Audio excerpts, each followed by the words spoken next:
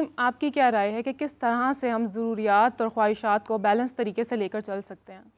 Ma'am, जो academically ना इसे नेस्टेड लूप कहते हैं। इसका मतलब ये है कि आपका long term goal, medium term goal और शॉर्ट टर्म गोल अगर अलाइंड हैं तो मैं ज़रूर कहूँगा आप लग्जरीज भी इंजॉय कर सकते हैं। हम अपने दोस्तों को ये कभी मना नहीं करेंगे आप लग्जरीज की मतलब क्यों हम उन्हें कहें कि आप जो है कसम पुरसी की ज़िंदगी गुजारें। वाइट कॉलर्ड हैं, फाइन, हम भी मीडियम क्लास लोग हैं, हम वहाँ से डेवलप होके आए हैं, हम अर्न कर रहे हैं और हम लेके चल रहे हैं, इसमें कोई दो राय नहीं है। लेकिन आपको स्ट्रेटेजी अपनानी पड़ेगी, पूरे घर को ऑनबोर्ड करना पड़ेगा बच्चों समेत, उनको टीच करना पड़ेगा और प्रैक्टिस करके दिखाना पड़ेगा कि बेटा देखिए ये है।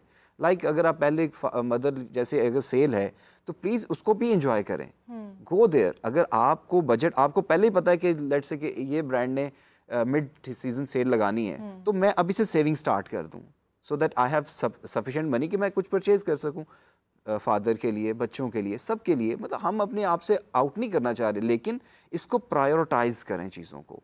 The most important word is prioritise, कि भाई मेरी प्रायोरिटी क्या है। सिर्फ अगर मैंने फ़र्ज़ करें कि इस पीक आवर मैंने एसी चलाने हैं और दगड़ादड़ चलाने हैं तो फिर मुझे बाकी लग्जरीज को कट करना पड़ेगा। मे भी हो सकता है मुझे बेसिक नेसेसिटीज़ को भी कट करना पड़े, तो इस तरह लेके चलने पड़ेगा। और बहुत सी स्ट्रेटजीज़ हैं जिससे हम बिलिंग कम कर सकते हैं। फॉर एग्जांपल अगर घर में हम एनर्जी एफिशिएंट अप्लाइंसेस यूज़ कर रहे हैं, आजकल अवेलेबल हैं, एयर कंडीशनिंग है, रेफ्रिजरेशन है, एलईडी लाइट्स हैं और स्मार्ट फैंस हैं। छोटा सा गैजेट आता है जो फ्यू $100 का है।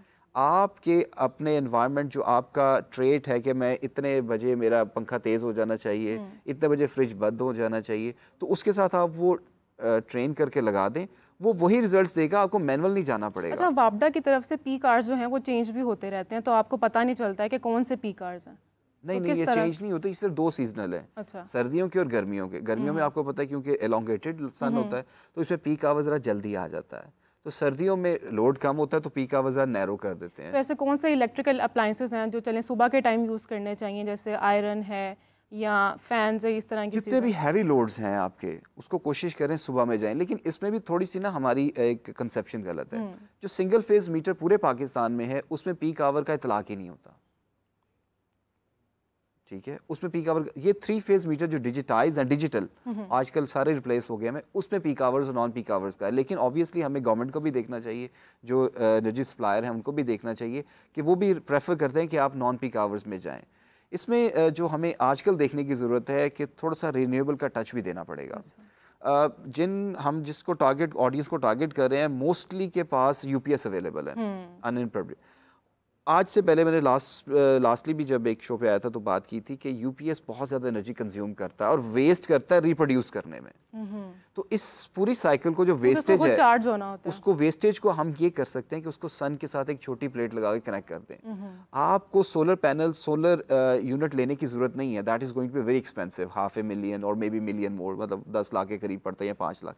उसकी जरूरत नहीं है। फ्यू $1,000 में आप प्लेट लगाएं, एक अच्छा छोटा सा इंजीनियर आपके पास आएगा, वो आपको यूपीएस के साथ ही कनेक्ट कर देगा। तो आपकी जो वापडा के ऊपर या पावर प्रोडक्शन कंपनी है उसके ऊपर जो इन्हिसार है वो कम हो जाएगा, आपका वापडा के ऊपर जाएगा ही नहीं, और जो वेस्टेज है वो भी बच जाएगा। तो वही यूपीएस अब आप सोलर यूपीएस बन गया, और ये वेरी इनएक्सपेंसिव सोल्यूशन अवेलेबल है। तो उसको आप फिर शाम के औकात में जब नहीं होगा सन, उसमें यूज़ करें। दिन के टाइम में उसी सोलर से थोड़ा सा आप अप्लाइंसेस भी चला लें। तो इस तरह की मजीद स्ट्रेटेजी हैं जिनको गर्मियों में पीक आवर्स किस टाइम होते हैं और सर्दियों में? गर्मियों में जनरली 5 बजे से लेकर 11 बजे तक जाते हैं शाम के, ना शाम 5 से रात 11 तक, और सर्दियों में नैरो डाउन करके 6 to 10 कर देते हैं वापडा। ओके। अच्छा अतिया, महंगाई की वजह से आजकल लोग, मतलब हर घर में लड़ाइयाँ हो रही हैं, शोहर की बीवी के साथ, बीवी की सास वगैरह के साथ, सबकी लड़ाइयाँ आपस में चल रही हैं, बर्दाश्त ख़त्म हो गई है। शोहर बीवी को कह रहा है कि अभी कल ही तो मैंने आपको पैसे दिए थे, वो कह कि आप इतनी फजूल खर्ची कर रही हैं, वो कह रही है आपने मुझे दिए कितने थे। तो मैनेज नहीं हो पा रहा है, क्या कहेंगे, कैसे कंट्रोल करें सिस्टम? देखिए, ये एक मुश्किल वक्त है। मैं बार बार इसलिए ये कहती हूँ कि सुनने वाले ये ना समझें कि हम बिल्कुल किसी और दुनिया में बैठ के बात कर रहे हैं। हमें भी पता है कि इस वक्त रियलिटीज़ जो हैं वो बहुत ज़्यादा बिटर हैं, लेकिन उसमें आप ये देखिए कि जब हमारे यहाँ कोई मुश्किल आती है, यूजुअली जब घरों के ऊपर कोई भी प्रॉब्लम आती है, तो वो एक फ़र्द उसका मुकाबला नहीं करता, पूरी फैमिली यूनाइटेड होके, इकट्ठे होके उस चीज़ का मुकाबला करती है। तो इस इन्फ्लेशन के अंदर फैमिली मेम्बर्स को बजाय इसके कि अपनी शिकायतों के पुलंदे खोल देने चाहिए किसी एक फ़र्द के अंदर, और अब वो ज़माना नहीं रहा। यकीन करें हमारे मैं कल भी एक जगह बात कर रही थी कि जो हमारे स्टूडेंट्स हैं, मेरी हाफ ऑफ द क्लास जो है वो जॉब करती है और अपनी फ़ी पे करती है। तो मुझे बहुत अच्छा लगता है, ये कोई दुख की बात नहीं है कि अगर आप अपने पेरेंट्स का इतना एहसास करें कि जितना आपके पास नॉलेज है उसकी बेस पे आप घर के अंदर क्या कंट्रीब्यूट कर सकते हैं। तो किसी एक फ़र्द पे बोझ डालने की बजाय, किसी एक फ़र्द से नाराज़ होने की बजाय, वो ज़माना गुजर गया जब वो एक फ़र्द आता था और उसके हाथों में खाने की चीज़ें भी होती थी और वो पैसे भी दे देता था। अब आप सबको अपने अपने हिस्से का कंट्रीब्यूशन देना है। बच्चे किस हद तक घर के अंदर अपनी कंट्रीब्यूशन दे सकते हैं फाइनेंशियल मामलात में, सोशल मामलात में, और इसी तरह से जो लाइफ पार्टनर है वो आपके लिए एक सपोर्ट होता है, वो आपका दुश्मन थोड़ा ही होता है कि वो आप कम पैसे लाएंगे तो वो आपको एक्सेप्ट नहीं करेगा, वो आपके ज़्यादा पैसे लाएंगे तो वो आपको एक्सेप्ट कर लेगा। तो ज़िंदगी में तो साइकिल की तरह एक वक्त मुश्किल वक्त आएगा और इंशाल्लाह ताला मुझे यकीन है कि इसके बाद अच्छा वक्त भी आएगा। बिल्कुल इंशाल्लाह। फ़हीम साहब, मैं आपसे ये पूछना चाहूँगी कि अभी आप थोड़ी देर पहले सोलर पैनल की बात कर रहे थे, तो अगर कोई सोलर पैनल की तरफ जाता है तो किस हद तक बचत हो सकती है, और अगर कोई लगवाता भी है तो किस हद तक खर्चा भी आ सकता है उसके ऊपर? देखिए, जैसे मैंने कहा कि यूपीएस जनरली जो अवेलेबल छोटे घरों में, जिससे मेरा भी घर शामिल है, 500 वाट से 1000 वाट तक ही होता है यूपीएस। इससे बड़े यूपीएस हम जनरली नहीं लगवाते। तो उसके लिए 1 या 2 प्लेटें काफ़ी हैं।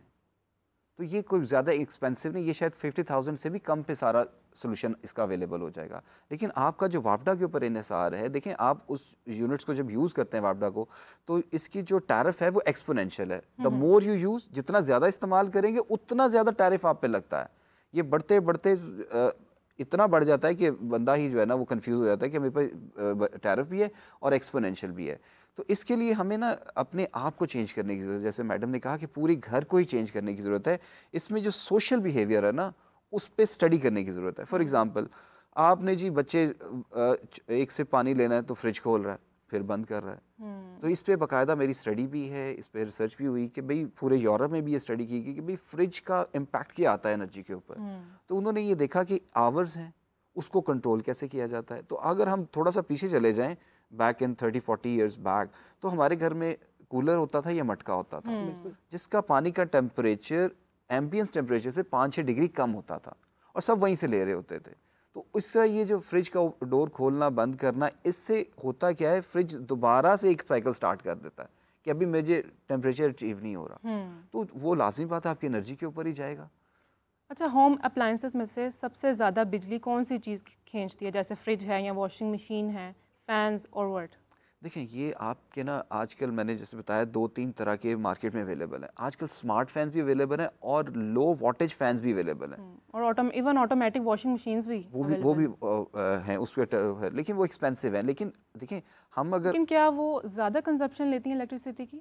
नहीं, वो तो कम ही लेती हैं। अच्छा। लेकिन आपका नंबर ऑफ आवर्स कितने यूज़ कर रहे हैं वॉशिंग मशीन को, वो डिपेंड करता है। जैसे हमने लगा के छोड़ दी, अब वो खुद ही चल रही है, इतना भी ऑटो ना जाए। तो देखिए, दुनिया में जो जितने भी सॉल्यूशंस हैं वो हाइब्रिड सॉल्यूशंस ही हमेशा बेहतर है। ऑटोमेटिक मशीन्स का तो साइकिल होता है ना कि 50 मिनट्स 60 मिनट्स, तो वो तो चलेगा, उसको रोक नहीं सकते ना। देखिए, अगर आपका उसमें एक कपड़ा डालें या जो उसका मैक्सिमम कैपेसिटी है, उसने तो अपना पूरा टाइम लेना है।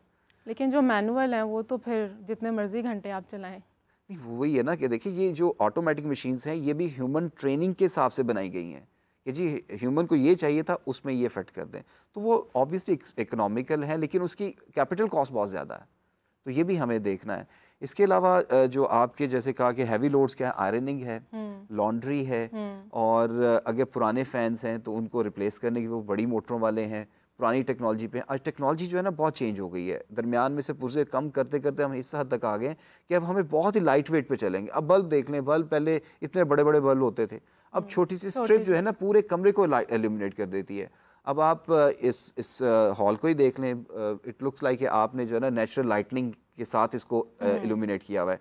तो उसको भी, उसकी तरह भी हमने देखना है कि हमें नेचर के करीब जाना है, डे आवर्स को यूज़ करना है, घरों को एरी करना है। एरी करने से क्या होगा, जो आउटर टेम्परेचर है और घर का टेम्परेचर है, जब वो काफ़ी हद तक बराबर हो जाएगा तो आपको फील ही नहीं होगा कि भाई मुझे गर्मी लग रही है।